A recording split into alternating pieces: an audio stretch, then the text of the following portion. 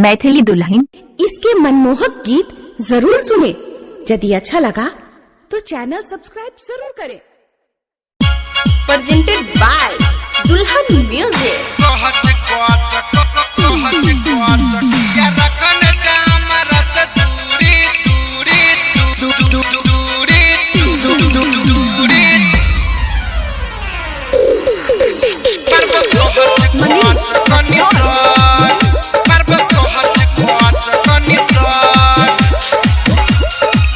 अभी आप सुन रहे हैं चैलेंज स्टार सिंगर राजा अफरोज को। सुन गे है बंगाला वाली छौरी तू किया रखन चाह हमारा से दूरी तू मरब कहत कट कनी सट मरब कहत कट कनी सट। सुन गे बंगाला वाली छौरी तू किया रखन चाह हमारा से दूरी तू मरब कहत कट कनी सट मरब कहत कट कनी सट।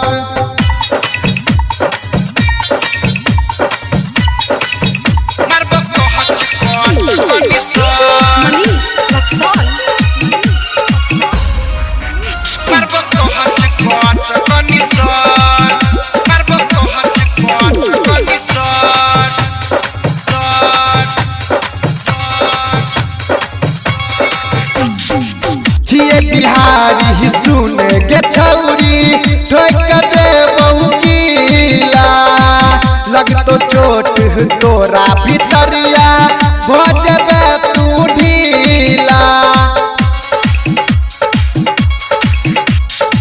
छिए बिहारी ही सुने गे छौरी ठोक दे बहु कीला लग तो चोट तोरा भीतरिया भजबे तू ढीला। ये सब जब पतोरा पटक बउगे दुनु चौबना धोके लटक बउगे मरब कहत कट कनी सट मरब कहत कट कनी सट।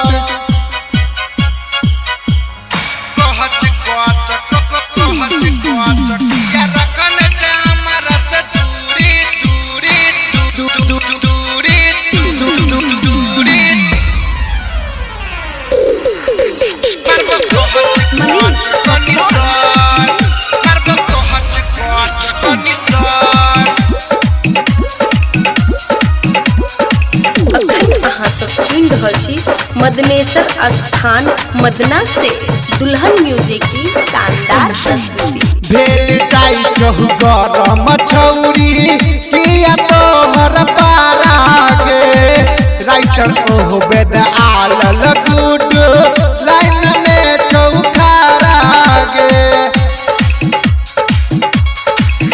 हे गई भेल जाई चहु गरम छौरी किया तोहर पारा गे राइटर ओ बेद आलल गुड लाइन में चौखारा। सतिया मछौरा नहीं छोड़तौगे राजा या फरज पाजा में धरतौगे मर्द कहत कट कनी सट मर्द कहत कट कनी सट। सुन गे है बंगाला वाली छौरी तू किया रखन चाह हमारा से दूरी तू मरब कहत कट कनी सट मरब कहत कट कनी सट। सुन गे बंगाला वाली छौरी तू किया रखन चाह हमारा से दूरी तू मरब कहत कट कनी सट मरब कहत कट कनी सट। रिकॉर्डिंग बाय दुल्हन स्टूडियो मदनेश्वर स्थान मदना 9006833112।